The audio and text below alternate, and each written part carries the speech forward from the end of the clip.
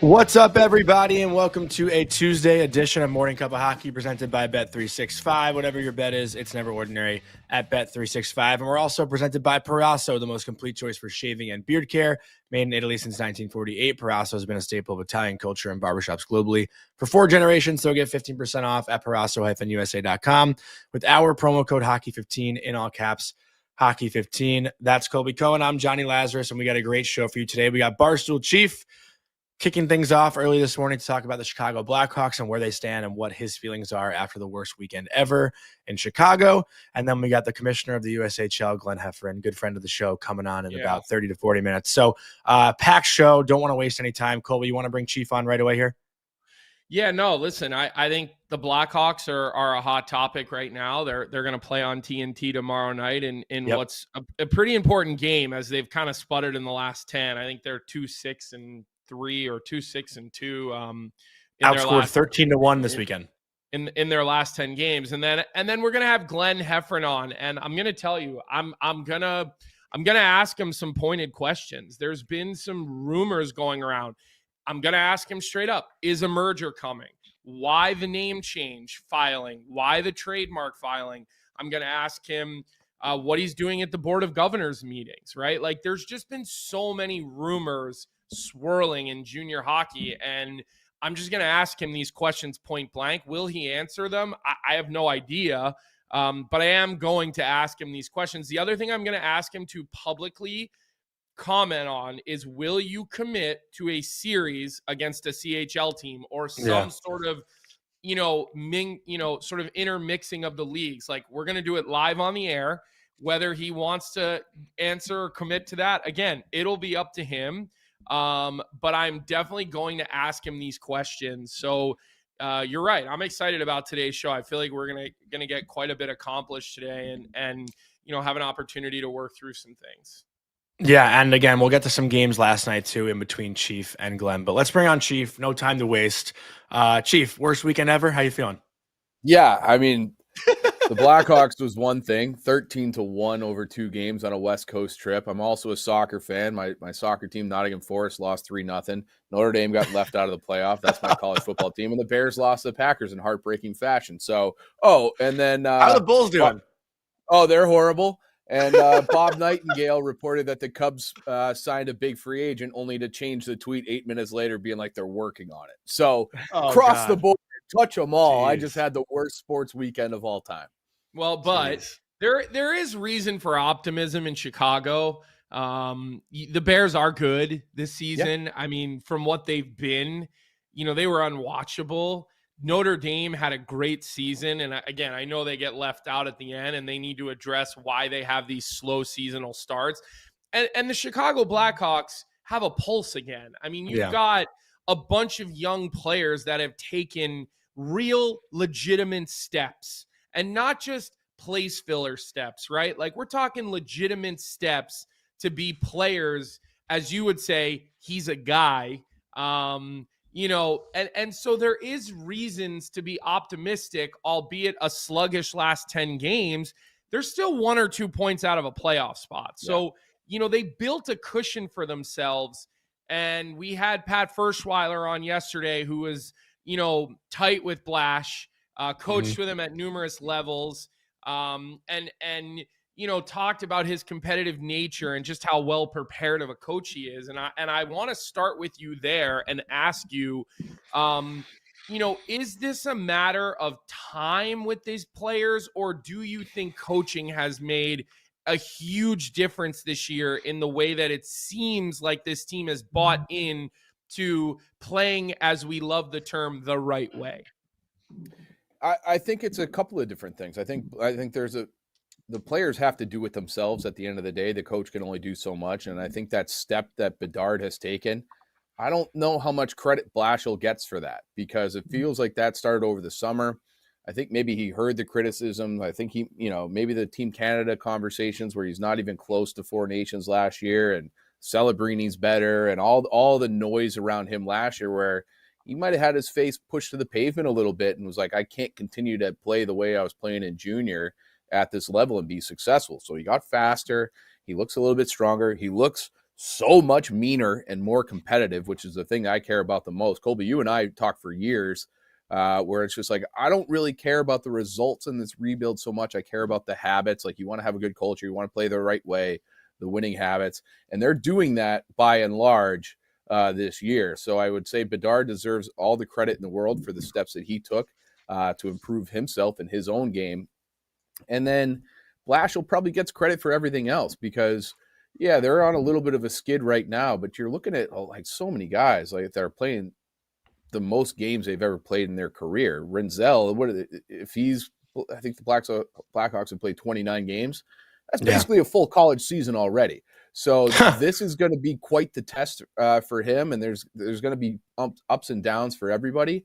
But what Blashill's, he's a Tyler Bertuzzi whisperer because he was his guy in Detroit and had a lot of success with him there. And then, his start in Chicago was not the best, but he's been on fire to start the year. So Blashill has them playing the right way, but they're also just getting elite play from Connor Bedard. And that's why they are kind of, I would say, a year ahead of schedule. I think everybody before the season thought this was going to be, another bottom 5 finish, the Gavin McKenna sweepstakes and all that. Being in and around the wild card is so refreshing and so fun, and it makes you kind of dream of what the future could be because in reality, they only have 1 or 2 draft classes contributing in a real way. They got 5 more picks in the first 2 rounds this coming year. Obviously, all the picks last year and the year before haven't really made it yet. And you see guys like Kanserov and Frondell having success abroad. So the future is really bright, and it feels like this is the first year where they've had that foundation, and it starts with Connor and Blashill. Yeah, I want to stay with Rinzel for a second because he was just transacted down to the American Hockey League in the last 24 hours, which, again, for me, I don't see that as some sort of yellow, red flag or whatever you want to call it. And I look at the ups and downs of how Lev Shunov spent some of his time, right? Remember, he was in the American League and then he struggled early, and now he seems to be, heading up the mountain, right? As far as his play and his comfort level and development goes. But maybe for the people who are freaking out a little bit about the Rinzel thing, maybe you could talk them off the ledge a little bit in what you've seen out of this management in their patience with younger players, because I do feel like Kyle now has a history of saying, you know what, if you're not ready, we're not going to rush you. And I feel like it's paid off. Oh, absolutely. I mean, look no further than your boy, Vlasic, where, second round pick, big body, good skater.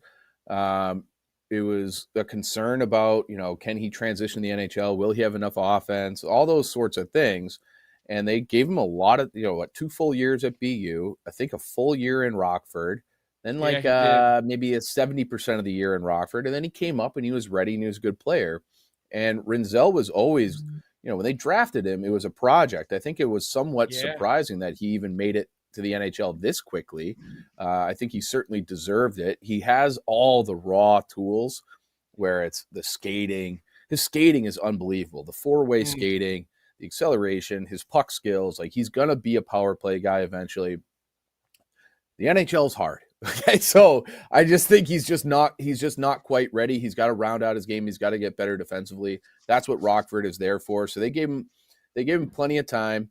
I still think he's going to be a bona fide top 4, maybe a top pair type guy in the NHL once he puts it all together. So I have no concerns. Going down to Rockford is not like some indication that the guy's a bust or anything. Like, I still think I think the world is Sam Rinzel. Well, remember, he was drafted and still in the USHL.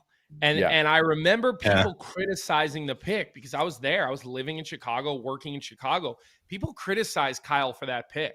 It's like Mason West right now. Yeah, they said it was a reach. But when you have 3 picks in a first round, why wouldn't you swing for the fences with your last pick on a guy who has insane upside, levels of upside? So, again, I think you spelled it out perfectly as far as some of the other guys that have had to do the same thing. Yeah, and I think you're looking at a guy who, at every level he's ever played at, he was the best skater on the ice. So he's 6'4", he's an incredible skater. And I think that can sometimes lead to bad habits because it's just like, I'll just skate my way out of You're this. relying, you're skating. Yeah. Yeah. No, you don't have to really think the game that well, because no matter what, you're going to either be able to recover or skate your way out of trouble. And you just can't do that at this level. So now it's like you kind of have to learn how to play the position. And that's what Rockford is there for. So I do think he will do that eventually, and then he'll come back up. I'm sure he'll be back up later this year. He might not look like an all-world defenseman when he comes back up. That doesn't matter either. Like I said off the top here, we're still we're like 10% up the mountain of this rebuild. Mm-hmm. So, I what's the old cliche? A defenseman needs 200 professional games before you really kind of feel like they belong. It's going to take that for Sam Rinzel. It's probably going to take that for Levshunov too, because that was the other debate. How could you take Levshunov over Demidov and all this stuff? And Lev had the hard start, and it's like, well, let's judge this in like January, February of 2027 and see where we are on that whole debate. I guess we got to go into Levshov now. I was going to ask you something totally different, but you led us there, and I feel like, again, I'm not trying to be some Levshunov hater. That's not exactly my motto. Good start. Or my that's not my not what I'm after. You're not a hater of anyone. You're really not. You don't really. I'm really not. Yeah, I'm really not a hater. But again, like I made a comment which I walked back probably 2 days after that. Levshunov's not an offensive defenseman. I said more of two-way or maybe even defensive. Defensive was totally wrong. You called him a defensive defenseman. Own your No, word. but I said that was wrong right away. I said that was wrong right away. Well, you did? Okay. I just didn't call him an offensive defenseman after. I said he's more two-way than offensive. But the clip, like I follow a lot of Blackhawks fans on Twitter, Chief, and obviously you being one. I see Blackhawks fans talking about like Levshunov circling the net and dumping the puck in at the red line and how good he looked doing that. Like the hype around Levshunov right now. You do at Lafreniere? That's like, well, that's what I was leading in. I was gonna say is Levshunov becoming like the next Lafreniere? Like this guy is still the second overall pick, right? And like even though he's doing well, I think the expectations are still higher than maybe what they should be right now. But after Bedard, like is Levshunov the guy that the Blackhawks are the most excited about? Like if you remove Connor Bedard, who is the young guy that Blackhawks fans are dying over? Yeah, you might be on a different corner of Blackhawks Twitter than me, because I probably am. Lev gets a lot of hate from the people that I see. I think he's going to be a great player too, and I don't see two-way defenseman as some sort of a problem. Isn't that what you? No, it's not. Want? But like. Yeah. Everyone was saying like, oh, he's got the fastest assists, 10 assists or whatever. Like he's this offense. I was like, all these assists are a drop pass to Bedard in the power play breakout, and Bedard's doing the rest. Like what the fuck? Like, I don't know. I don't know if that might be a little bit unfair. I feel like I've seen him make a couple of great passes across the seam, and like, he had one nice one to Ryan Green. That was a beautiful one. That was a sick play. Yeah. So I think I do think he has some pretty good offensive instincts. I think he's got some real skill. He's also a great skater. I remember watching him at Michigan State and feeling like if he reaches his peak, he could have a little bit of Charlie McAvoy in him, where you trust him in all situations. He's not overly physical. Like McAvoy's meaner and more physical, at least to start their career. And he was from day one too. Mac didn't have to grow into that. That was just who he was. Yeah, but they're kind of, it feels like they're a little bit of a similar build. I think Levshunov is a little bit taller, maybe a little bit taller, but guys kind of like, especially when he was at Michigan State, guys just bounce off of him. It's like, he's strong. Like Levshunov doesn't even feel these guys on him, So I think that as he learns the NHL game himself, again, like I want to judge him this time, next year and see what he looks like. But I think he's going to be a great player. To answer the other part of that question, who are we really excited about? Frank Nazar has really cooled off since that injury, but his speed is unbelievable. I was really hoping Oliver Moore would be like an Eric Halla type, where it's like you can be on your fourth line. If you got to move him up, you can. But the speed is such a weapon. He's shown that he might have the ability to be a fixture in the top six at some point on a good team too. At least the middle six, right? Definitely the middle six, but he's not going to just be a fourth line guy. I think that he has more offense than maybe anyone really had anticipated this year. So I've really liked him and his call up.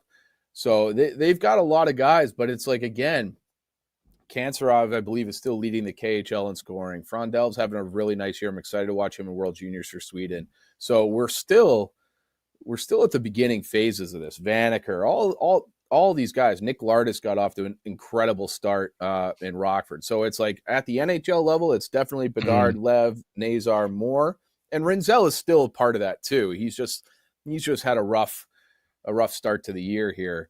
But there's so many all of these guys have had flashes where you're like, oh my God, I can't wait till they really kind of are fully developed. I think we're going to have something special, because I was always concerned, like, what is the ceiling going to be for this group? Because if you went through this awful, painful rebuild where they haven't won a playoff series since the 2015 final. So, and then you tore, I'm a big Patrick Kane guy. I wish he was still on the team. Your interview with him was unreal, by the way. The one. I appreciate that. Yeah, like awesome. he's the man. So I wish, so there was some, like, a lot of, as a fan, like a lot of genuine pain that went through, especially like in Chicago, where it's like, it's a good hockey market, but it's not like Boston, Minnesota, or the Canadian franchises. Like, they have to be good for people to care. So it's like you could feel it like getting sucked out of like the consciousness of the public in Chicago. And like, that kind of hurt me too, because it's fun when the team is good and everybody's involved, even if you're a casual, everyone's at the bar, and it's great in the playoff run in the summer. And we just never had that. I feel bad for Colby. They were awful the entire time that he lived here. So they're like the worst run franchise in the league. So it would be nice if they could get back. So it's like, what is the ceiling going to be for this group if they're all kind of like, if Bedard's not generational, he's just a regular old all-star. Like, what does that mean? And now it kind of feels like, okay, if we can get all these guys going, maybe there is a Stanley Cup in the future for this group, because they've all shown these flashes, and we're just still starting. That's what I kind of remind people. I think they're a year ahead of where I thought they'd be, but it's still like, we're still like, we got a long way to go. Well, and the other thing too about having all these young guys that are really kind of coming along, you're going to have this window, in my opinion, where, the only thing, the Vlasic contract is going to age like a bottle of red wine. I mean, that is going to be for a guy who's going to eat top pair minutes. What did he sign again? Who I think he's like 4 something. He long term at like 4 and change, I believe. And your hope is that either Rinzel or Levshunov is actually a number 1 to play with Vlasic, your sort of 1B, shutdown guy on that top pair, or call it that top 4. So you're going to have this opportunity, in my opinion, where Bedard's going to get his big deal, and Nazar's already got an unbelievably friendly deal. Moore's going to end up in this friendly deal category. Green, who is turning out to be a lot more than any of us thought at this level, he's going to end up on a friendly deal, because he's not going to be a guy that lights it up and scores 80, 90 points, right? So you're not going to have to pay him more than $6 million at the height, right? At the height. Like, I'm just saying, maybe you're buying future potential and giving him an 8-year deal. So maybe it's a Jackson Blake contract, right? Or something like that. Sign me up for that. Yeah. That's what I'm saying. And so where I'm getting at here is the way this is lining up is that you're going to have a bunch of money to spend and go big game hunting when you feel like you're ready. And so, what is your faith in Kyle to lead that? Because we've seen him draft well now. Like, there's now a history that him and Mike Donaghy know, and Rob Facca, and give Rod Braceful some credit as well. He's no longer there. He's with the national development team, and there's others as well. Like, I don't want to leave people out, but there's others as well.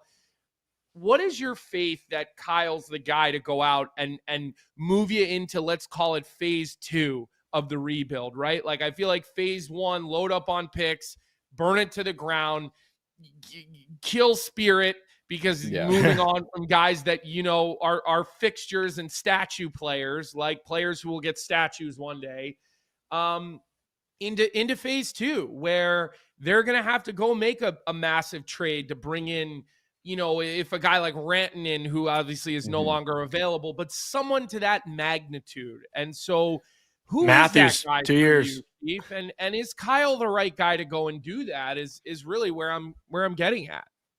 I really do think he is, because if they were, sources say that they were very close on Jake Gensel, and ultimately he went to Tampa because he wanted to win.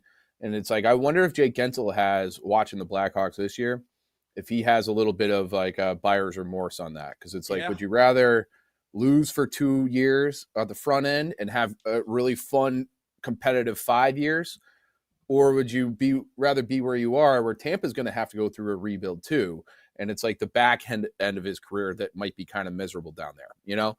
But it's like a lot of it is also dependent upon, you know, Bedard, because I wonder if if he had played this way last year, could they have been in the conversation for Mitch Marner? Because, you know, like, it's like, I don't want to play there. Like, that team's a disaster. Like, you hear different things about Bedard from other guys in the league. It's like, you cross Chicago off the list. Great city. They could probably give you the biggest contract, but like, I don't want to play there. I don't know if they're ever going to win. Now, it's like, you've probably seen enough where it's like I think people around the league are taking notice, because the team is fun. They're fast. They have a lot of talent. They have more talent coming all the time, that I think that has made Kyle's job a little bit easier. But the other thing I like about Kyle, and that I think he doesn't get enough credit for, are the guys that he's kind of taken off the top of the trash heap, for lack of a better word. Burakovsky, you know, they got him for nothing. They got Jason Dickinson, who's been a nice player for them. They got a second round pick back just for getting him off Vancouver's cap hit. Ryan Donato's in that category. So not only so they haven't been able to go after the obvious superstar guys with any success, but they have found guys. So it's like they are identifying guys who are maybe not having a ton of success in other places, bringing them here, putting them in a system, and allowing them to have more success than they were in the previous places. And that, to me, is what takes you from being, you know, like a wild card team to a contender. As long as you have the other pieces, it's finding those guys kind of in the middle to elevate the rest of your roster, because not all of these draft picks are going to hit. All these prospects obviously are not going to hit. So you got to be able to find these veteran guys that you can plug in. And they've really done that. Even guys like Teravainen's been great. Bertuzzi's been awesome this year. So they found those guys kind of in the middle of your cap allotment that have really helped. Mikheyev is another guy like that. So they're able to identify talent and traits that they can plug in here and have success in Chicago where they weren't in other places. So, yeah, maybe you said Matthews. I'm dreaming about McDavid. So if it doesn't, you know, Edmonton seems like a disaster still right now. He signed that, you know, the 2-year extension. Imagine a 1-2 punch of McDavid and Bedard on a power play, or like, and then who do you put your top, you know, checking line center, your top pair D against if those are your top 2 centers? Pretty good problem to have, and they will have the cap flexibility. I mean, they got Shea Weber's contract on the I just saw that right too. Now. Yeah. So they have not only is the cap going up, and they have all these rookie deals, and like Colby said, some really good value deals with Vlasic and Nazar already baked in. But eventually, you know, Bertuzzi's going to be off the books. Burakovsky's going to be off the books. And you hope that, you know, Dickinson's, Foligno's, all these kind of guys, they have, like, I just listed off like $24 million. That is like, they're good players. They've been good soldiers here. But when you're rolling, are they going to be here? Maybe not. And maybe that money gets allocated to some kind of a superstar that, you know, Kyle and anybody else with eyeballs can identify. Yeah. And I can tell you this, just, you know, they definitely had interest in Marner, because I remember asking Kyle point blank about it, thinking, everything I know about Kyle, I'm not sure if Marner fits that bill. And I reached out to him and like 100% said, no, this is a player that fits my bill. Like, this is a guy that I like. And he's like, he didn't give me anything other than that. Like, I'm making a push for him. But I just wanted to know, based on what I'd seen him draft and how I've always heard him talk, and I've been in some closed door meetings and this and that. I didn't think so, but he definitely said, no, you're wrong about that. Like I am very intrigued by this player. So if there was one guy right now that you'd want to go out and make a trade for, to help this team make the next step, who would that guy be? Like, leave Bedard out of it, leave Matthews out of it. Like, those guys are not getting traded. And so is there somebody even in coming down to the end of a contract, or is Quinn Hughes a name you're interested in? I'm not sure how much he fits. Bring back Bread. I think I'm out on Bread. Are we in Barstool Chief fantasy land here? Because Brady Tkachuk, if Ottawa can't get it going. Well, I think that's realistic, because I think he realistically will be available in the near future, in my opinion. Right. Yeah, and who has more money and more assets than the Chicago Blackhawks? To answer your question, I would take Quinn Hughes. Who wouldn't? So It depends on the price tag and all that, but that's a guy who would obviously really help this team. And again, they have the war chest to go out and make a bold move. The other name that I've kind of thought about, which it doesn't make sense as a rental, but it's like a hockey trade and then like an extension, is Alex Tuch. I think Alex Tuch would fit in real nice in that top six. Big body, can skate, good around the net. So if they can get and I do think that they still lack size. Because look, I love Bedard and I love Nazar. I do have some concerns about centers that small. Not that Alex Tuch is a center, but just a front line that small in a playoff series. Like, that's something that we're going to have to figure out here in Chicago, because they have big power forwards in the system and that are hopefully coming and will hit. But they're going to need some big bodies to go to war with, and they just don't really have them. And they certainly don't have them in the top six right now. So if a Brady Tkachuk does become available, I mean, put that with a star next to it. Like, that is my dream come true. That's a guy who walks in, you can put the C on his chest, and he's going to do everything you need. And that's a guy who deserves to be. I know he got it last year, but that guy's built for the playoffs. And I would love to have a guy like that, obviously. I mean, everybody would, but that does feel like the perfect missing piece, because you have all the skill and all the talent and all that in spades, but you don't have that type of, like, the warrior guy for the playoffs. And Bedard has shown that he's not afraid to play anymore, and that's great. But at some point, it's like a question of mass. Like, you just got to have some big boys. And if you can get a big boy that can score and fight and do all the things, and you're going to need that in the playoffs. So I would love to have Brady Tkachuk. Well, yeah, you definitely got a couple of those guys coming. Like, we haven't mentioned Vasov Nestrasil at all either. Like that, I've watched almost all of his games. I was going to ask you that. Yeah. Because he's what, 6'6", and he's a big boy. He's probably a 3-year college guy, though. Okay. Like, I still think, I mean, UMass has also struggled a little bit offensively this year. He's been the highlight guy, and he's also, a guy that Coach Carvel has out in the last 2 minutes of a game, like playing defense. Like, he's turning into a full 200-foot guy. But I'd still think with where Chicago is right now, there's no rush to bring him up, right? So maybe let him do that third year, even though he's a freshman right now. So we'll see what he looks like in his sophomore year. But to me, he seems like a 3-year college guy.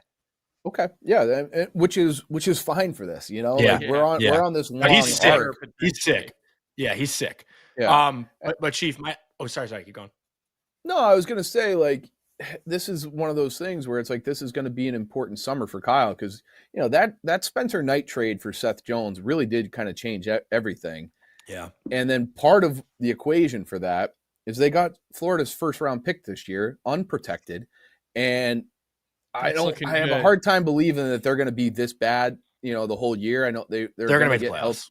They're going to make most likely going to make the playoffs, but in some wild scenario where they don't, and the Blackhawks end up with 2 picks in the top 15, like, are you able to flip those for, like, hey, Vancouver, like, we will take Quinn Hughes, and we'll give you, prospect A and B and these 2 first-round picks, and, that's pretty good, and that accelerates everything. Or Otto or whoever. Like, they're in a great spot, and getting Spencer Knight, I like, Comesso's fine. Soderblom's like a backup, but they didn't have, like, that goalie to really be like, okay, like, this is our future at that position. Yeah. And they haven't had that since Corey Crawford. So now that they have that piece, it allows, and they still got that first round pick back for him. It's like that capital to be able to have the flexibility and the war chest to go get like a real impact player. They have that. So Kyle's been incredible. So yes, Colby, I do think Kyle is the guy.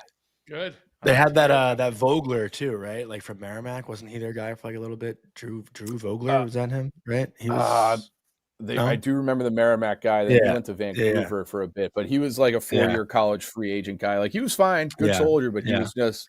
I don't think his name was Vogler, but I remember who you're talking about. My last question, it's going to be like kind of a hypothetical, but I think there's some merit to it. You look at the record right now, Chicago's 12-11-6 does not feel like a 12-11-6 team, right? Like if we told you that before the year, they'd be 12-11-6, you'd probably be, that sounds about right, but it feels much better than that. You know what I mean? Obviously outside of this weekend, but like, has the expectation changed? Like, is it now like if you can get in the playoffs, like please get in, because people around the league need to see what Chicago playoffs look like again, especially with Bedard. Even if, let's say, they're playing Colorado, as a wild card team, like, and don't really stand a chance. Like, do you still want to see that and want other people to see the excitement back, even if it's a very disappointing first round playoff series? I would snap your hand off to agree to get swept by Colorado in the first round. You would? Okay. Yeah, okay. Absolutely. Because it's like, again, like they've had, what is it now for Kyle? 4 drafts with all these picks. Like, I think that's plenty. At some point, you got to start winning. And if they're doing it a year ahead of schedule and you're playing meaningful hockey, I think there is so much value in that experience and what it would mean if they're able to continue this the whole year, that slingshots them into next year. It gives them more credibility in the free agent and trade market. Like, I think that would be so important. And just like for the fan base too, just that, instead of just being like, who can we possibly sell at the deadline for a 4th round pick? Like that, that's a depressing conversation. Yeah. I would love to be able to be like, either we're going to make a hockey move or we're going to stand pat, or maybe, and I love Connor Murphy, but if some like bona fide playoff team wants like a depth defenseman and we can get something from Murphy, I would do that. Yeah. But like if you're second round pick, something like that. And Murph has value. I do think for a contender, there's value in Murph. I think, he'll get you a worthwhile return, and you can move off of him and give more opportunity to Crevier down the stretch, honestly, and see, can he take on a bigger role? And I also want it for Murph. Like, I want Murph to be able to experience, like, he's never played great guy. Born and raised in the game. He's never been able to play in the playoffs. Like, he deserves to have playoff hockey in his career. I love Connor Murphy. So if he wants to go and he can go to a playoff team and have that experience, I hope he gets it. But if they can make the playoffs and get swept by Colorado, I would love that big games in here at the end of March when that building gets rocking and the weather turns. Like, there's nothing like that. And I think it would be great for the fans, but I think it would be really good for the on ice product and the organization as a whole. Yeah, listen, I will say this, like, social media is one thing, but it's a great fan base. It really is. It's a good base of human beings that got to live through unbelievable glory days, and they just yearn for that. Through all of the nastiness on social media, everybody that I met face to face in the city of Chicago, especially in that building, team events, all that type of stuff, they're good human. Like, they really are good people. They have a good solid knowledge base of the game. Not as much head banging as some other fan bases, in my opinion. So hopefully they can do that, and hopefully Kyle does a great job. And I totally agree. Like Spencer Knight, you solve goaltending. There's look at the gymnastics there are teams doing in the National Hockey League right now. Like, listen, Carter Hart's come into the NHL and gotten 2 wins. He's been rusty, but you can't sit here and tell me that Edmonton Oilers fans aren't sitting here like, or management watching him help his team win games are already and go, geez, like, they made the decision and we respect their decision, and it's totally a fine and fair decision to make. But how many teams need a goaltender? And the Chicago Blackhawks have solved that. And Spencer Knight, I think, is going to potentially end up on that Olympic team. We'll see what happens, obviously, with Hellebuck and where that could go. So Probably shouldn't give up 6 goals his next game if he wants to be that on is that team. true. Yeah, it's been a rough. It's been a rough the last one for sure. So, all right, listen, we're gonna check back in with you in the spring. I'll just put this on your radar too. Vegas for the Frozen Four this year, Washington D.C. next year, and then 2028 United Center. We'll be maybe. I was at the last one here. That was Denver, right?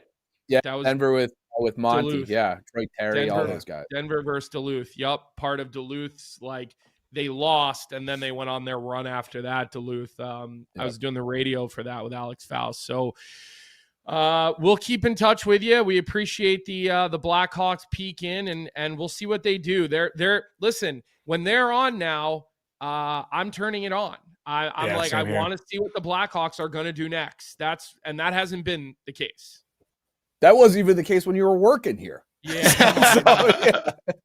Well, and now you can actually find them on, I know you can actually find them on TV now. It only took them a couple of years to figure that out too. So kind of, it's still not it's still kind of a problem, but it's things are way better than they've been anytime since maybe 2017. So I'm happy in Chicago.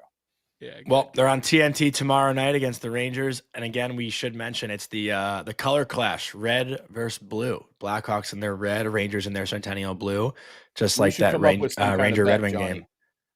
Whatever you want, name it. Name your price. I suck at betting, so it's just free money for you. But whatever you want to do. All right, buddy. We'll talk off air. We'll come up with something. Chief. Yep.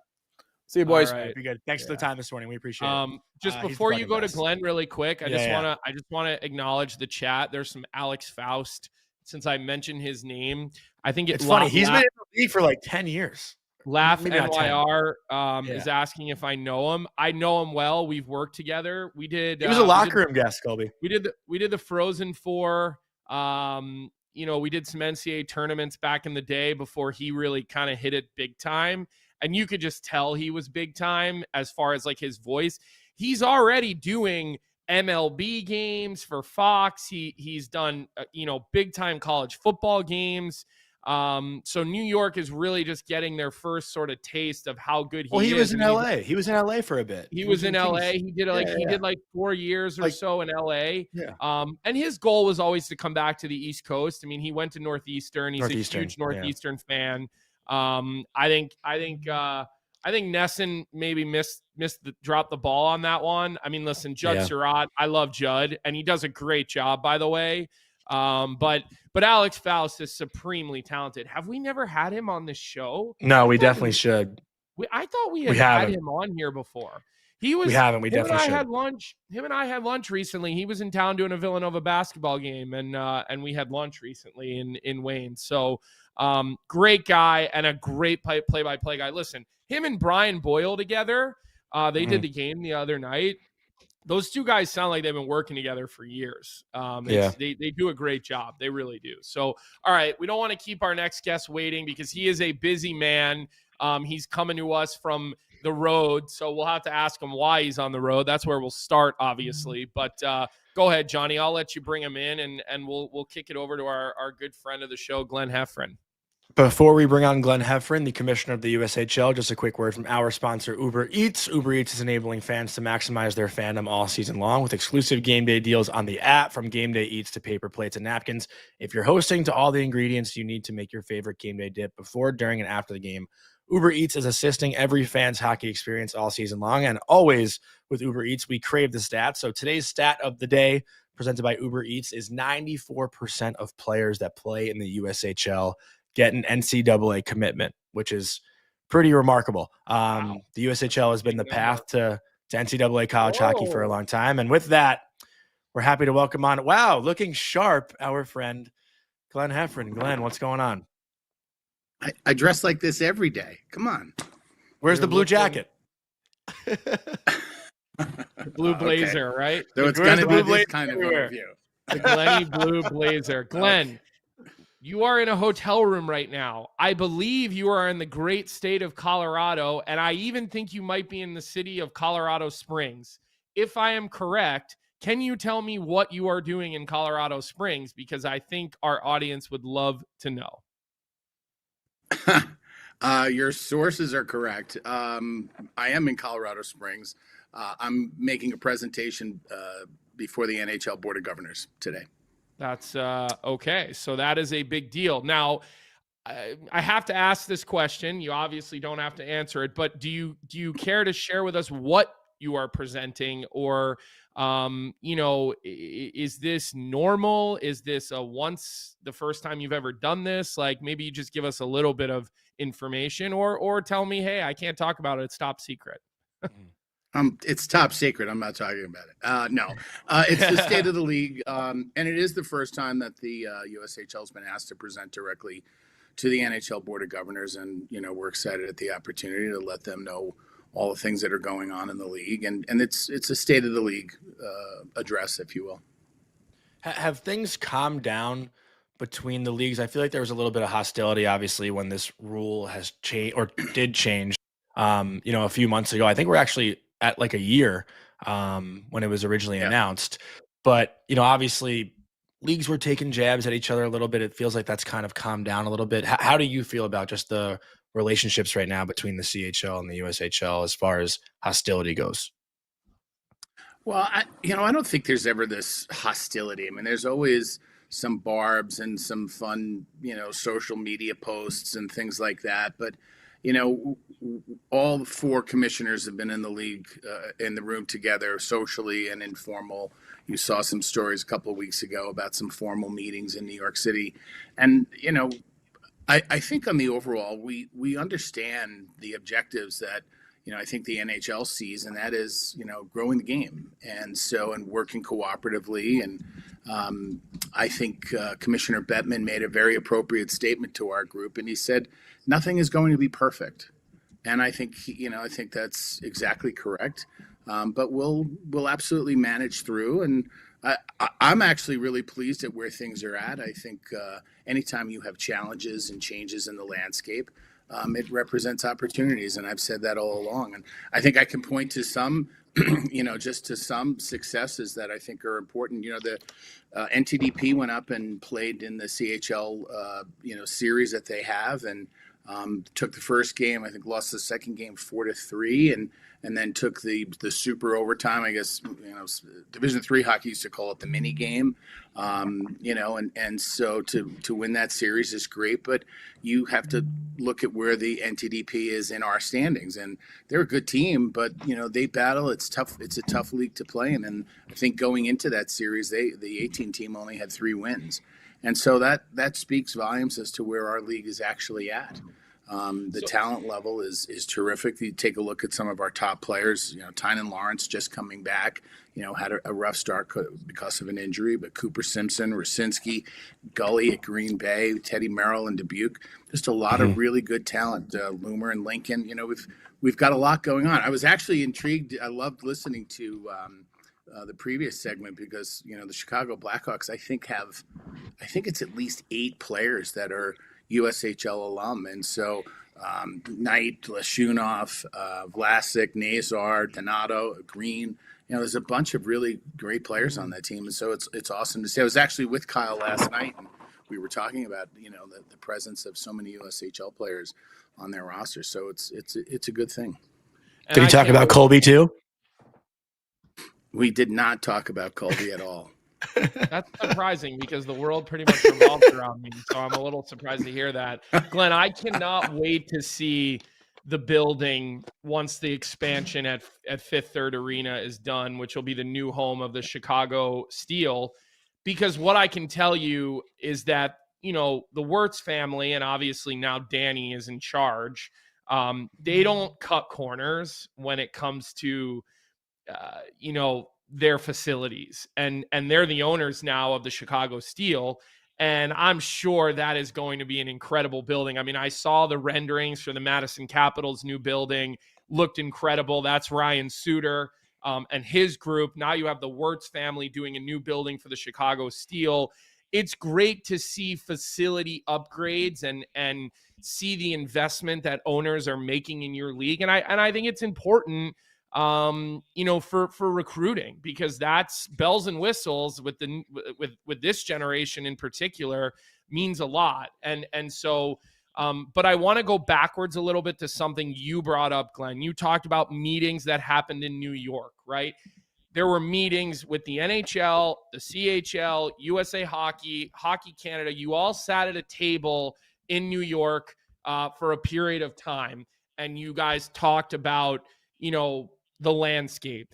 Out of those meetings, there were a lot of rumors of a merger. Okay, people are assuming there is a merger on the horizon that it's coming like now. Can you tell us, is that true? Is that false? Like, are we close to seeing something like that? Because again, there's all these things coming out. There's a reporter who reported you filed for a name change. There's a reporter who reported trademark filings for a new junior league. So all of these rumors, is there truth to these rumors? Why are these things so out there right now? Well, it's interesting. With respect, let me address the name change. Those are internal business decisions that we made back in August, where we initiated those trade. They weren't name changes; they're just acquisition of trademarks, and so it's just a internal business decision that we're making for future plans. And so nobody should be reading into that. And if you take a step back, the USHL name and brand is stellar. There'd be no reason for us to change the name of the league. So like, I think that was just somebody, soft filing. And I think what happened was it actually got filed on the date of the meeting, but we initiated that with our law firm in August. And so people just had wild speculation. You know what else is interesting, Colby? Nobody called me for a comment or a quote about it. Yeah, you did. And I think I told you that it's like, that's just absurd. We're not looking to change our name. It's just having to do with some future business opportunities that we're working on. And so that's that. With respect to what transpired in the meetings in New York City, they were 2 days of good discussion. The bread's not baked. I think, the objectives is to find ways to work together.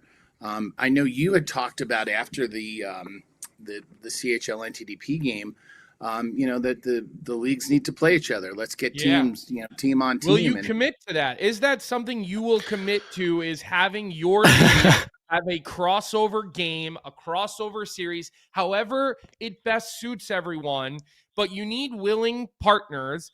Will you commit that you would sign off as the commissioner of the USHL to games if the CHL would commit to that? Yeah, absolutely. I would sign off on it. I think it almost happened at the beginning of the season. We're almost a couple of exhibition games, and we wanted to have it more formalized between the two leagues, between the OHL and the USHL. And we'd love to see that happen. I think, when that came up in a different meeting, I saw Dan Marr from Central Scouting kind of pop his head up and like, yeah, that'd be awesome to see this. So I don't want to speak for him, but that seemed to be his reading his body language. That seemed to be his reaction. I think everybody would love to see that. So we're committed to finding ways to put the teams together on the ice. And I think everybody should understand this is a crawl, walk, run approach. There's certain things that we have to put in place for everybody's benefit, and media rights, and there's a lot of things that would have to be worked out. So I think we're all committed to continuing the discussion and trying to find ways to make that work. I didn't hear a no from anybody in that room of, hey, here's where the line in the sand is. And so I think that's I think that's positive. And I think when you look back, I think people are going to say, wow, they were really thoughtful and deliberative, and look what we've delivered. And I think that's going to be what will take place. Well, one thing I wanted to make clear, I don't even know if this is even up for debate, Glenn, but like, this is the first time ever that the CHL and the USHL have had the same common goal. Right now, it's been clear, it's been established that college I don't hockey. Think there's I'm gonna do you really think that the CHL's goal is to put guys in college? No, but I think that's where it's trending. That's where it's heading. And they're going to have to realize that. Like right now, the USHL's goal has obviously been to get players to the NHL, but ultimately it's to move players on to the NCAA Division I, where at some point the CHL is going to have to come to terms that their players, the next step for them is going to be college hockey. Like that's what it's going to be. So this is the first time. But you're already starting to see it though. Like, I Yeah, mean, no, you I are, understand what you're seeing, but you also have to read But it's between the the first lines time and ever. look at all the comments being made and all of the coaches saying we don't want to, and look at Antoine Roussel saying I'm going to make it hard. I mean, like you still have a lot of people that are very resistant to this, Johnny. And I don't But want I to put think- Glenn in a bad situation where he's got to talk about the other league. So I will. They're not acting that way at all right now. Will they get there? I'm not sure. Are you sure? I think you're misinterpreting Let me- me though, if just I can because interject here. Yeah, Go ahead. Yeah, We if I need- can we You're in the need middle of a here. Colby Johnny battle here. we're going to focus on what we've been doing really well for a very long time. One of the things that I've heard from within the professional ranks of the sport is, well, you're a two-step league. The USHL is a two-step league. Well, the reality is every junior league is a two-step league. We all feed players. 78% of the NHL rosters last season, all those players, 78% of them played in the American Hockey League before going into the NHL. Then you had another swath of European Pro. Then you had another swath of players that were NCAA, players coming out of the NCAA. And then you had a really small number of players that made the leap from junior into the NHL. It's a small number of players. And so we believe our pathway and the best development model is to follow that same rhythm of schedule. Weekend games, train during the week, just like college does. And college is now a free developmental system for the NHL. I mean, they can put their players there for, upwards of 4 years and it's not really costing them anything. And so we're going to continue to do that. I think if you look at the leaders in college hockey today, I think I know Maddie, our comms department, sent it over. I think 5 of the top 6 scorers in the NCAA right now play in the USHL. We're going to continue to do those things, and there's so much more positive things that are happening from that. I think from that change, and it's forcing everybody to have to be better, and that's good for the game. But I think just my point, what I was getting at was the CHL and USHL have been like competing for players, but those players' next steps are most likely college now and not necessarily the NHL. Like that's where they're going to go from either of these two leagues, right? So like, why not just combine the two instead of competing for guys to have the same goal? And I know Colby's going to disagree with that, but like you look at McKenna, you look at Verhoff, like those are the two guys right now that are being talked about 1 and 2, but then you got Tynan Lawrence, who's right there projected to be a top 5, top 10 pick also, and they're playing in 2 different leagues. Like when the goal is the same, like those two guys, McKenna and Verhoff playing college, Lawrence is going to go to BU. Like why are we goals can be the same, but the development model is really what matters. We don't have the same cadence in our schedule. We don't believe 16 to 20-year-olds for the most part should be playing a professional style schedule. How many games do you play in your league, Glenn? 62. We play 62. I think the CHL leagues play 68, but we have a longer runway in our regular season, and our playoffs we don't do best of 7s, we do best of 5s, but it's a good run. Certainly, those are things that we can always adapt to, make our seasons a little bit longer. But from a development standpoint, I don't think there's any arguing. Like we don't have a CBA, we didn't have decades of NHL funding, and look at the results. The results are phenomenal. We've got more NHL players, that hail from the USHL than any other individual junior league in the world, and that's a testament to the development model. And I think that's what we're going to continue to do. And we're going to get better at it. Nice. Another guest for the show, Colby. That's awesome. I know you're a big golden retriever guy, Glenn, so I figured I'd invite him in for the show. Johnny, what else you got for Glenn? Anything else? We always talk about my travel issues. Glenn has traveled with me a couple of times. If you got any stories you want to tell our listeners about my traveling struggles, you got another one coming this weekend, right? I'll see you in Fargo. We're going to watch Mason West hopefully make his debut. Yeah, that should be a great matchup. I'm heading to the Hall of Fame dinner tomorrow. Tomorrow in Minneapolis, so that'll be great. I wanted to just highlight a couple of other really important things. We talked about Madison's announcement of their new building. Yeah, that's but right. Des Moines is also getting a new building. No a way, new they arena. are. Yeah, so they're already in a new building that doesn't quite conform to entertainment standards. It's close. It's really great building. It's a beautiful sports complex, but they're going to be adding a third arena to that building, which I believe should be completed for January of 27. And they've made some other investments as well, to have a terrific locker room and all the bells and whistles that players look for. And then Lincoln will also be getting a new building within the next, within the next 4 to 5 seasons. So, and they're in the process of working on that. So just a lot of big investments. It's over $200 million in arena investments. Plus, some of our teams have already made major, upwards of $10 million collectively throughout the league of new investments in their own individual buildings, from locker rooms to weight training centers to video boards, fan experience. And so a lot of positive things really happening. And that's, that goes to the issue of stepping up and seeing these challenges. I think you had asked, Colby, what does it look like 5 years from now, and how what are our biggest challenges? I think cost certainty is probably is something we need to keep an eye on, because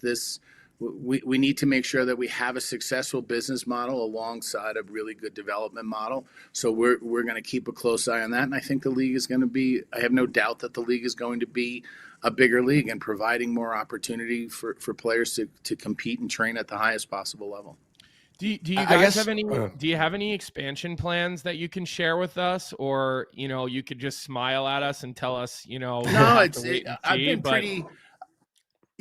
been pretty open about it. We have 15 different markets that we're looking at, which include the West Coast. The West Coast conversations are back on again, and Middletown, Ohio is a project that we believe the shovel will go in the ground in February.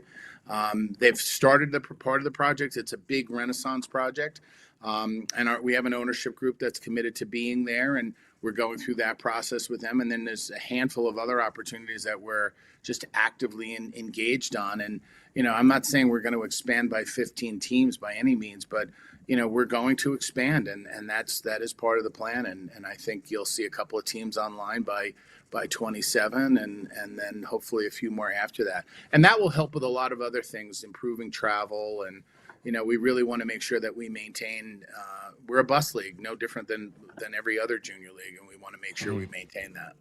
Yeah, I think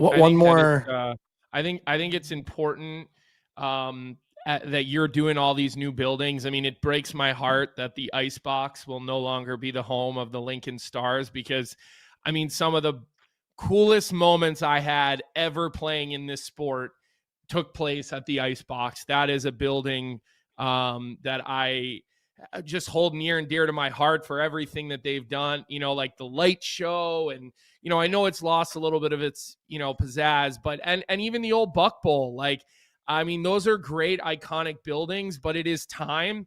And I'm happy that you're doing that. And the reason is because, the more options are out there, the more it forces everybody to level up. And that's your league. I just saw, I believe, Brantford, which I think is Zach Hyman's team. They're building a new building for their team in the OHL. All of this is going to help raise the level and raise the standards of all junior hockey. And I think that, competition, I think, breeds the best out of people, and the people that don't want the competition, they usually fall out. So, I like that standards are being pushed, and I like that new buildings are being built. I saw renderings for Chicago and Madison. I never saw renderings for any of the other buildings, but we're talking about leveling up in a big way here. And I think that's a good thing for players, for young kids, for 16 to 19 or 20-year-old kids, which at the end of the day, it's all about them. It's not about anything else but developing them. That is the main goal of junior hockey. So I like hearing all that. And thanks for sharing that about some of those new buildings. That's stuff that I had not previously heard, Johnny. And I know that you wanted to say something else here, but good news in my opinion, not just for your league, for hockey in general, because your league is part of an ecosystem. as is the OHL, the Q, and the Dub, as is the NCAA, as is the NAHL. They're all part of an ecosystem which funnels players up a ladder. And I think we all have to sometimes zoom out and remember that when we're talking about these different situations. Johnny, go ahead. Yeah, no, I just wanted to mention too, something we talked about earlier this summer, Colby, was that Hlinka Gretzky win for Team USA, and you got the World Juniors coming up this month, and there's a lot of USHL representation in the World Juniors in Minnesota this month. Like, that's going to be huge for the USHL, huge for USA Hockey, obviously. But just going to the point of like evening out, like we talk about it in the NHL level, right? Like USA is getting closer and closer to Canada when it comes to Olympics and Four Nations. And we saw, how close those games were last year. And obviously we're all excited for Italy this year, but even at the junior level, you're now seeing, Team USA, like we had the NTDP, you mentioned before with the CHL All-Stars and whatnot, but at these lower levels, even though they shouldn't be considered lower levels, you're seeing USA hockey like even up. And I just wanted to give you an opportunity, Glenn, to talk about the World Juniors, because I know that's coming up here. And I think I saw 40 USHL representatives, 11 active players, I think, are represented in the World Juniors. Yeah, I think there's 25 that are in consideration. You left out men's worlds, which apparently nobody realized this, but we hadn't won men's worlds since like 1939, I think was the date. So a 92-year drought, and it's not something you wave the flag about, right? But that's, those are big moments, back-to-back World Junior Championships. I think that, there's probably 11 returning players, arguably 11 returning players to this year's World Junior roster. So yeah, a lot of, that's an exciting time, and there is a lot happening, and even Four Nations, I think, sure, coming up short in the overtime, and but that's just, all those things are just so good for hockey and growth in America. And that's, I think that's what the NHL wants to see. I mean, we are the largest country in the world, hockey playing population in the world, right? So it's an exciting time for the sport. And, Bill Daly has a favorite expression, the sky isn't falling. There's so much good happening.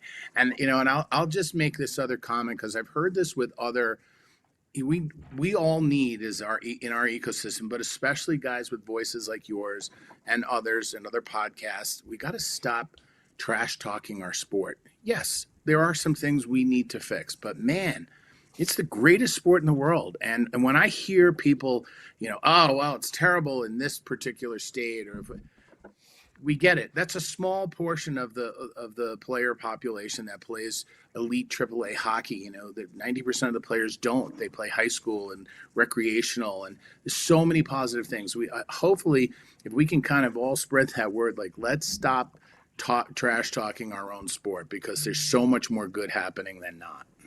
That's really no fun, Glenn. So we appreciate the fact that you're being glass half full, but I'm gonna continue to air it out. And here's who I am gonna trash: the stupidity of the IIHF for making the hockey rink not long enough. Like, are you kidding me? 196 feet instead of 200 feet. And I know everybody will say, "Oh, it's only 2 feet." Blah blah blah. No, anybody who has played this game at a high level, or even not a high level, that 2 feet on each end of the rink, yes, that makes a huge difference. Because remember, that space has to come from different zones, right? Probably a neutral zone, I would think, right? Even if it's half neutral a zone foot, is what they're doing.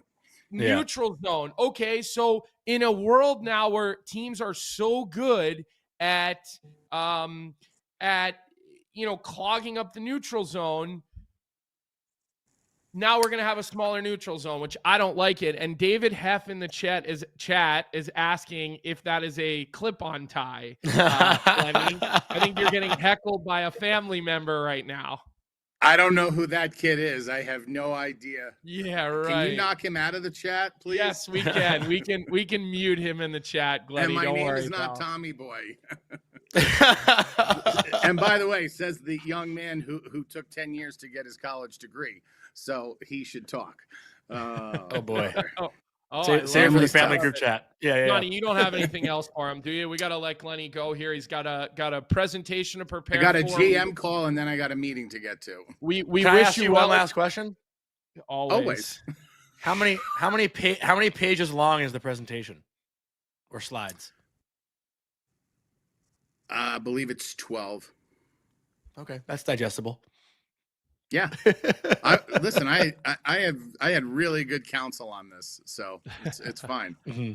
All Well, I right, had to well, ask Pat Ferschweiler yesterday when it's like interviewing for the NHL, so I got to ask you when it's like presenting, kind of fair. And that was a great interview yesterday, by the way. That was awesome. I really enjoyed listening to Pat. Fersch is a good man. Yeah, he is. He's an inspiring type of coach that you want to. I said it yesterday. You could put him in charge of a company that he has no idea about, and he could run it because people would follow him. He's got a that leader, type of no doubt. Yeah, he does. I mean, he absolutely does. So, all right, Glenny, well, go back to your 1970s hotel room there in Colorado Springs, and we'll ask you for some updates here as the days go on. But good luck in the meetings today, and we'll talk to you soon. Thanks, boys. I appreciate it. Good See luck. you soon. Yep, good luck. Awesome stuff. I can't believe it's like 10:10 already. This show has gone listen, very, very fast. Yeah. Committed to playing in a CHL type of series or games. So committed to that. So Vic, get your clipping fingers ready because we're clipping that. We're putting it on the internet. Was no one else interested in how long the presentation was? I thought that was a pretty fair question. I think he poured some water on the merger talks. It doesn't sound like a merger is imminent whatsoever. So you heard it directly from the commish. And I think he poured some water on the name change thing that everybody assumed was coming and the trademarks, theories that everybody had. I mean, he poured water all over that stuff. So I think status quo for now as they look to develop a working relationship. That's what I took out of it. They're just working towards a working relationship with the CHL. Yeah. And I think that is the important first step, Johnny, is having... Well, that's why I wanted to argue with you. Having what? Sorry. I can always argue with you. I mean, having what? That's easy for me. That's easy for me. What do you want to argue about? Well, no, I this is like a separate conversation kind of, but it has to do with this. Like, do you think we'll see another Matthew Schaefer? Like, I feel like we're going to see these junior players going to either being drafted out of college and maybe, playing right away out of school versus like coming straight from juniors and playing in the NHL, I think that's where 5 years from now we're headed. I think you're going to see both. I really do. You're going to have exceptions to every rule. I mean, look at Matthew Schaefer. Look at Macklin Celebrini. They came from two completely different places, and they both just are lighting it up from day one in the NHL. But I'm saying I'm saying we're going to see number one overall players coming from college only, not just junior. No, I disagree with that. I think all these kids are going to end up playing college. I disagree with that because you're really mostly too young to play college leading up to your draft year. Remember, like most guys play their 17-year-old year of junior hockey and then they go to college as not most guys, the elite players. But even that, talking to some people in the last couple of days, even about some of these NTDP kids, they're not even ready to go right into college anymore. College is older, it's faster, it's stronger than it's ever been. You're getting really good players from the CHL now, so it's just better. So listen, I disagree. I think you're still going to get number one overall picks from the CHL. The CHL, man, like it's going nowhere. Meaning like it's not. I didn't mean it like that. The CHL is not losing its place in the, in the rankings of being an incredible league and being a supreme place for really good players to come out of. It's not going to change at all. And, we were talking about all those kids that can go top couple. We didn't even bring up, and this Jim the Swede just seeing him in the chat reminded me of this. Mm-hmm. There's a kid playing in the Swedish league right now, Ivar Stenberg, who was actually supposed to go to BU if he came to college. And I know that for a fact because, there were a lot of discussions that I was involved in from an NIL standpoint, and he could go top 2, top 3 as well, and probably will. So again, good options, good leagues. I think that the USHL, I don't think they're getting enough credit for their level of play. Look at the NTDP. They're in the bottom part of the standings in that league. And they went and played in those CHL games. They won them. Now, granted, it's an all-star team versus a team that plays together. It's not apples to apples. But last year, when the CHL won those games, it was like, oh, look, So the reality is you have multiple places you can go and you can play really good hockey. And that, to me, is a great thing, Johnny. And that's the last thing that I have to say about the junior hockey stuff. Good point, though, from Greek in the 6. The CHL is going to lose its place among the kids who have already been drafted, or even kids who or would be overagers.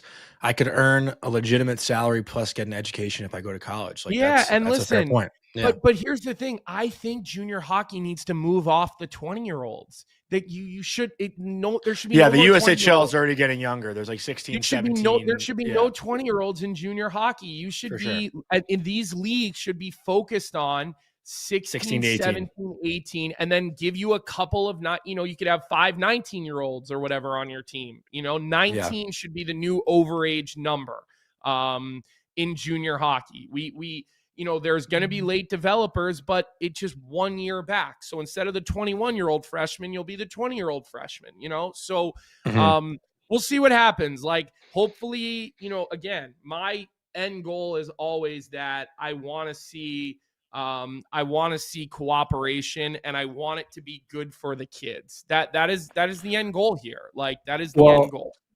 Also, I forgot where I saw it, and I know we're dragging on this conversation a little bit, but like, we should mention the other kids too, right? Like the kids who are playing junior hockey till they're 20 that like can't even crack D3. Like this discourages those kids too, right? Like, why not just go to school at 18? There's nothing wrong with living it out and then saying, you know what, I'm going to go get a great college experience, okay? And I'm going to go to a really good college, and I'm going to play club hockey, especially go play club hockey at Georgia in a building that's nicer than some Division I buildings, or North Carolina or whatever, right? So, I like there's nothing wrong with that. Club college hockey is good. We saw the UNLV Denver thing. Now, granted, I think it was a one-off, but it just shows you that like these guys can skate. Right? I mean, it's not NCAA level, but they can skate. And it's getting better though. It's getting better. Well, it's getting better. Trickle down effect. It's no different than anywhere else. It's a trickle down effect. I'll tell you what, if I were like an 18, 19, 20-year-old right now, and I had the option to play D3 or go play club, I'd go play club a 10 out of 10 times. 10 out of 10 times. But again, you're looking for a different experience, right? Like, right. And here's what I would say. Like, I got to live a full college experience. I didn't get to go out 5 days a week and drink my face off like a lot of college kids do. But man, I had a great college experience, Johnny, where we only got to go out 1-2 nights a week, not every night. We were Saturdays only. Everybody was at T's Pub on Tuesday night doing karaoke, getting wasted. And like, for the most part, we couldn't go to that. And on Thursdays, when everyone was at the dugout getting wasted, or Tavern in the Square, we couldn't do that. But you know what? After we won on Saturday and we went to T's Pub, the best. And I mean, there was nothing quite like that. So I don't like, I have a different experience than you in college hockey. So I wouldn't. Well, I said D3 versus club. I didn't say D1.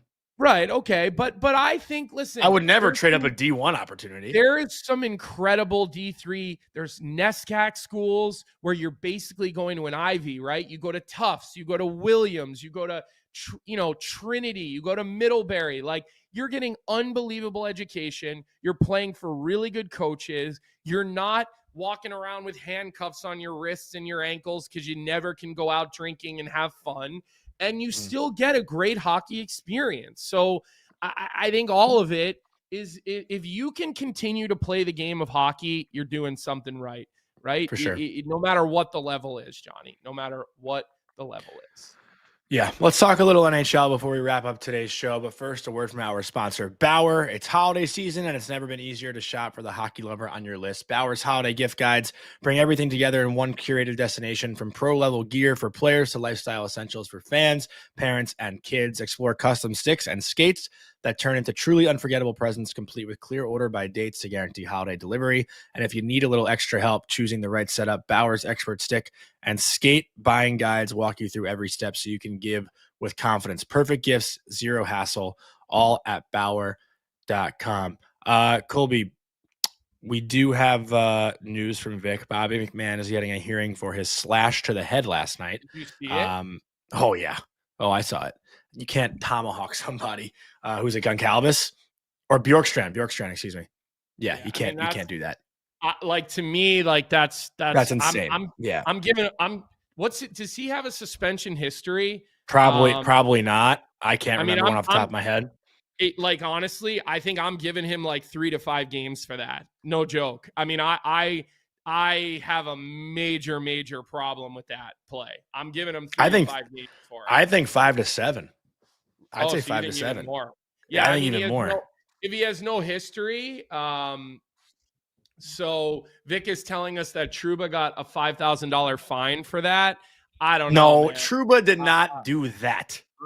To me, I'm giving you 3 games for that. That I don't like whatsoever. I will say this because I watched the game last night. Hildebeest was really good. You just call him Hildebeest? Yeah, well, that's what everybody calls him, right? The Hildebeest. That's what everybody calls him. All right, Trouba's is still pretty bad. Yeah, it's still pretty bad. It looks pretty bad, but it doesn't. It doesn't. What was the argument there? Like that, like the hands came up or something, or like I don't think he was mean to do. There was a whole Twitter argument when that play happened. That I don't know. Sorry. Yeah, I don't like that whatsoever. The McMahon thing. And then there was the kneeing play that happened right after that. But all I want to say with Toronto, which they looked different to me last night, and I know that they're playing a completely depleted Tampa Bay team, like no Vasilevsky now. But like, hey, listen, they got good goaltending last night. Now, Braden Point is back, and they're definitely at least their top, their top 6 is starting to look somewhat like their normal top 6. Somewhat, I would say. Still beat up, still no Ryan McDonough, who just got his contract. He's still out. But Toronto, 3 differences, in my opinion, watching them play last night, okay? They're winning, in my opinion, the 3 most important areas of the ice. They won the net fronts last night. They won the walls last night, and they won the lines last night. And they're getting the pucks first.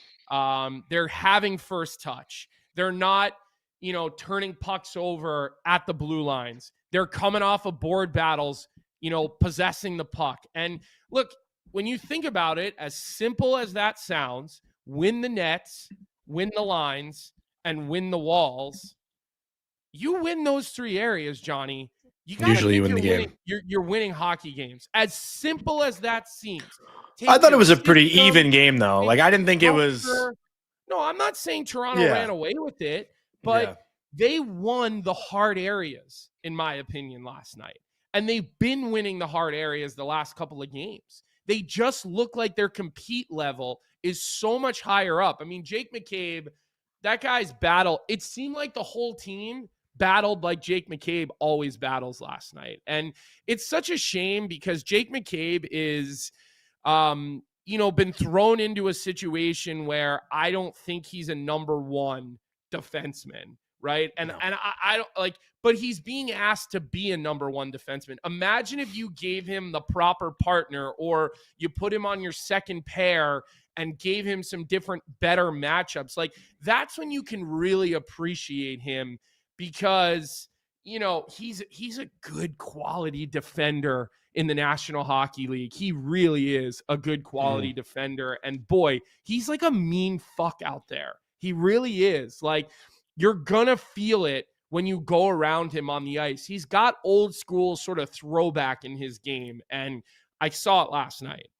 And Troy Stetcher obviously made that sick play on the goal line too. I think that was the first period. It might have been 0-0 at the time. And that puck Yeah, gone in, like, but I yeah. actually don't think that would have been a goal. I think that would have been goalie interference. I Really? actually think that would I'd have have been to see goalie I have to see the interference replay again. because he got bumped as there was sort of that flyby. Now, granted, the rebound control on it was terrible, so he did it to himself. But I think that would have been goalie interference if that puck went in. And I actually texted Vic and Zach right away when that happened, and I go, that wouldn't have been a goal anyway, so it doesn't matter. Oh, good job, Vic. See, he gets bumped into, even though it was light. He's out of the crease, though. I know, but still, when you talk about I don't letting know. the goalie play his position, you got to see you got to see it from the whole play. Vic just showed us two very tight angles. Like on the broadcast last night, there were multiple. Again, it's very cut off here. His feet are still in the crease, and he gets knocked out of the crease there. I'm telling you right now, they would have called that goaltender interference. Nick Paul doesn't even touch the blue paint with his skates. Listen, Johnny, you're looking at a very half-baked clip of that, and I'm telling you right now, I have gone through that play from better camera angles. Well, I guess it doesn't matter live. anyway. I rewinded it. Yeah, it doesn't matter, but Yeah. I think it would have been goaltender interference. So, everybody's talking about Troy Stetcher in our chat. Yeah. Yeah, listen, he's been He's good been a so nice far. find. Yeah, he's been a nice find for you off of waivers, right? No doubt about that. So, the other game I just want to talk quick, Vancouver. They again, like that was the only game I really caught last night. Had some family stuff going on, so I couldn't watch the early games. But last night Vancouver outplayed Detroit completely. John Gibson played great, but again, like the body language on the second goal that Detroit scored for the Canucks, it was like oh fuck, man, here we go again. Like what else can we do?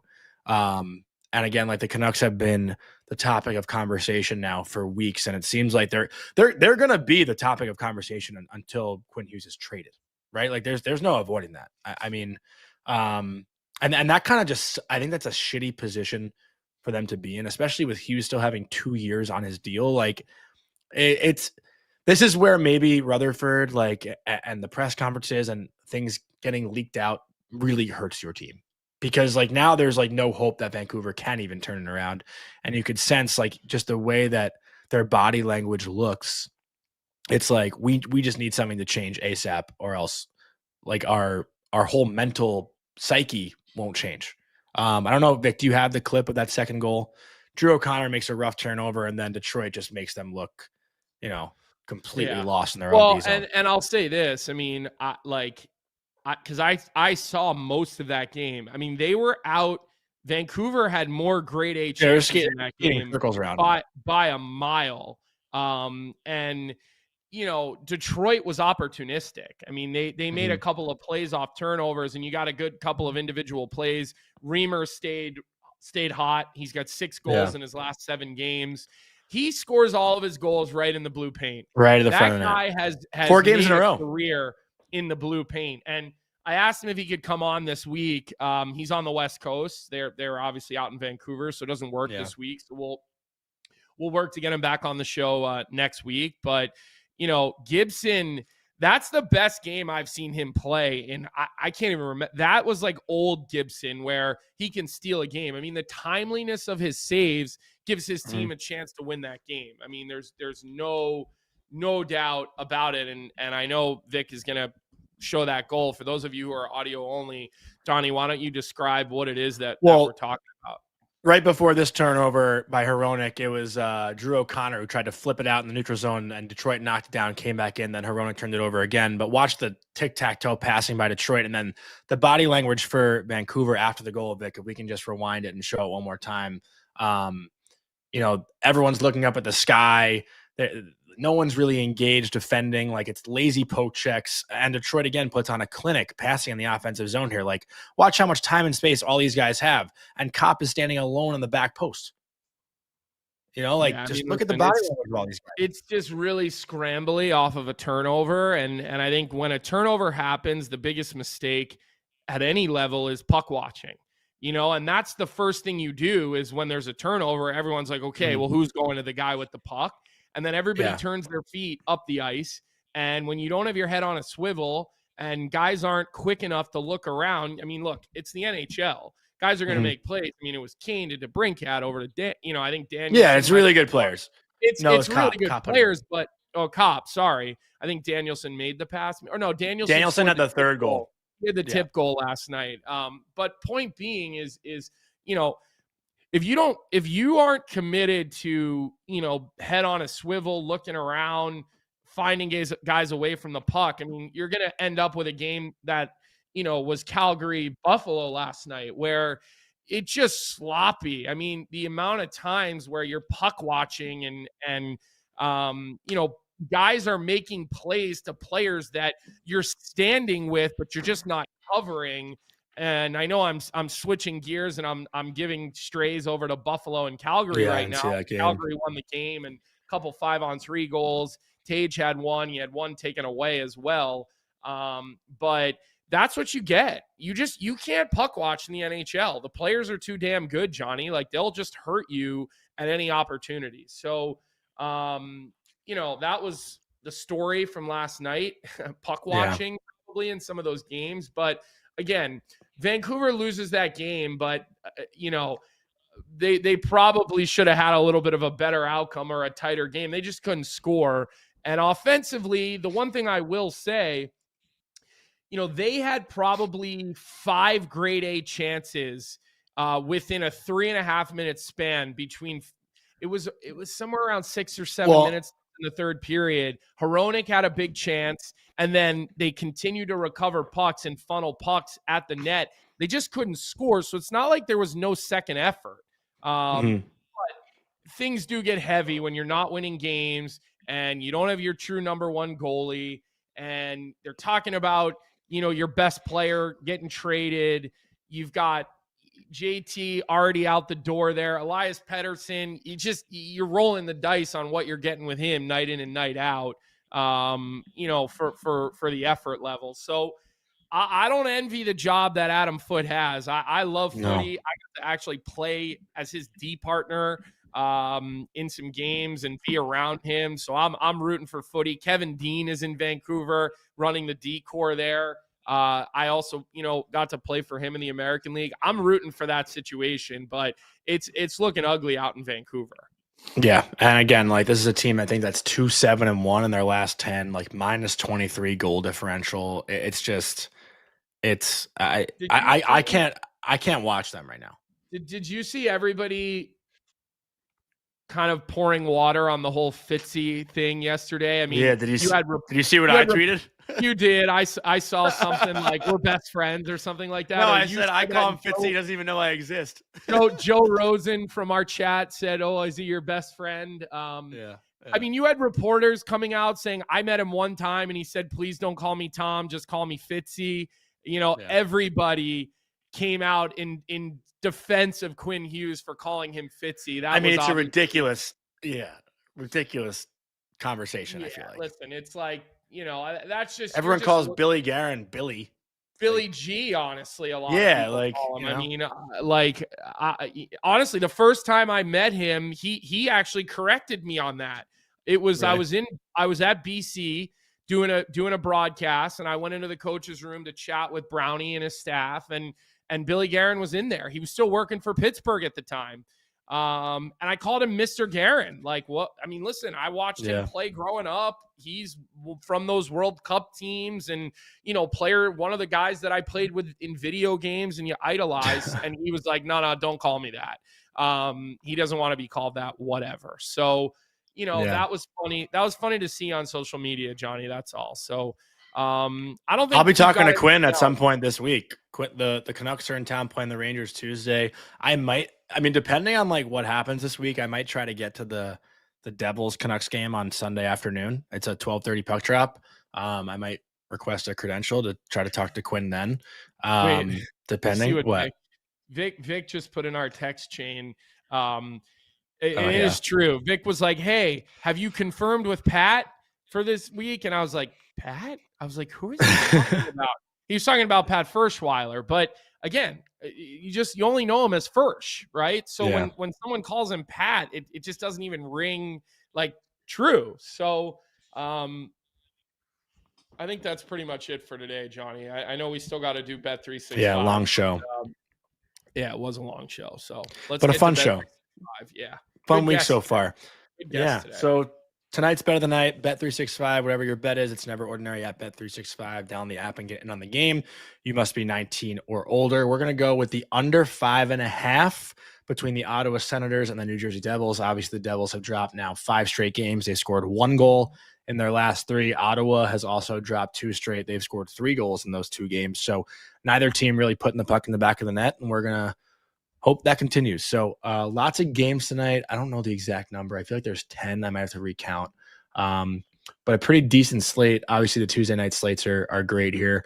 Islanders in Vegas on TNT. You got 10 games tonight. I'll be checking out the TNT doubleheader. And what other game do I want to watch tonight? Sharks Flyers, actually. I'm intrigued. I haven't watched a full Flyers game in a while. Maybe I'll check that one too. But I love these Tuesdays, these Thursdays. I don't think I can get the Flyers because of the streaming blackout on Fubo, and I'm not switching. Like I like having NHL Network, so I'm not switching. So, all right, look, we appreciate everyone hanging with us today. It was a long show. We had a couple of great guests. Vic, you'll have plenty of things you can clip and stir up on the internet, so that's always important.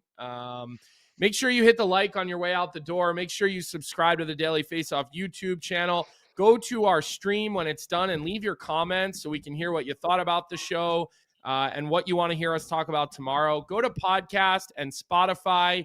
Get automatic downloads set on your phone, your computer, your tablet, wherever you get your podcast, and leave us a review. Let us know what you think of the show. Tell us how much you love me and how much you don't like Johnny. We always love hearing that, even though it's probably going to be opposite. And other than that, as we always do, we will be back with you tomorrow at 9 a.m., our regular time. We hope everybody has a great day.